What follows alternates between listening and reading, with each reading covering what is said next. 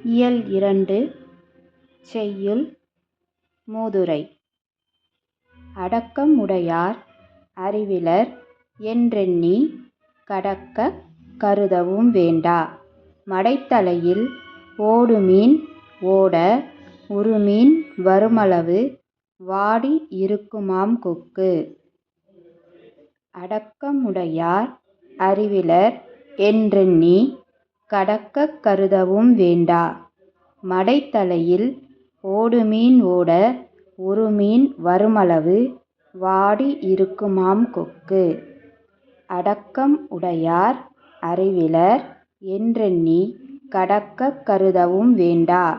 மடைத்தலையில் ஓடுமீன் ஓட உறுமீன் வருமளவு வாடி இருக்குமாம் கொக்கு. இப்பாடலை இயற்றியவர் ஔவையார்.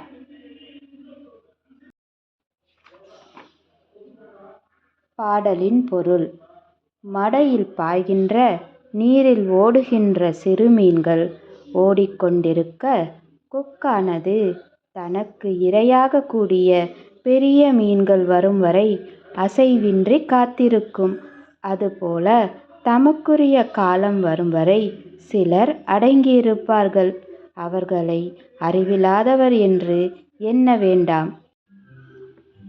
இப்பாடலின் ஆசிரியர் குறிப்பு. இப்பாடலை இயற்றியவர் ஔவையார். இவர் மூதுரை, ஆத்திச்சூடி, கொன்றைவேந்தன், நல்வழி முதலிய பல நீதி நூல்களை இயற்றியுள்ளார். பட்டறிவினால் உணர்ந்த உண்மையினை உரைப்பது மூதுரை.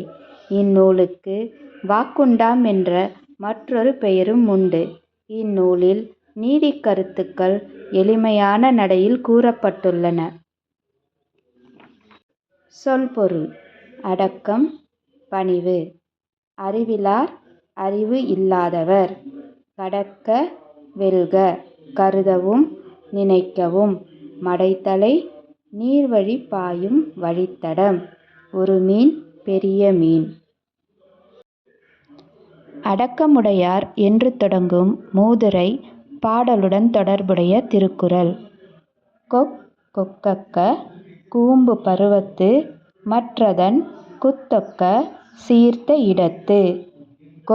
கொக்கக்க கூம்பு பருவத்து மற்றதன் குத்தொக்க சீர்த்த இடத்து. கொக்கக்க கூம்பு பருவத்து மற்றதன் குத்தொக்க சீர்த்த இடத்து. பாடலின் பொருள்.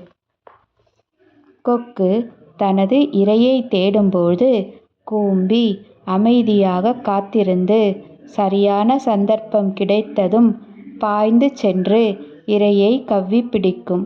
அதுபோலவே செயல் தொடங்க ஏற்ற காலம் வரும் வரை அமைதியாக இருந்து காலம் கனிந்ததும் வாய்ப்பை நழுவ விடாமல் செயல்திறனுடன் செய்து முடிக்க வேண்டும் என்று வள்ளுவர் இக்குறள் வழி கூறியுள்ளார்.